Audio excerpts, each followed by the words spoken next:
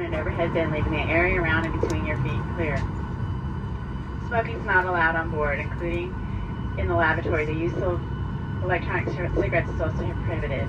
Federal law prohibits tampering with, disabling, or destroying a smoke detector in an aircraft lavatory. It's also prohibited to consume alcohol you've brought with you. If you've brought it, keep it stowed.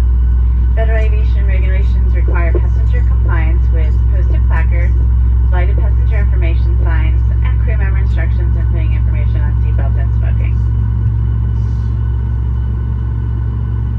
Okay, and if needed, 4 oxygen masks will drop from the compartment overhead. To activate the flow of oxygen, pull down on the mask until the plastic tubing is fully extended. Place the mask over your nose and mouth and breathe normally.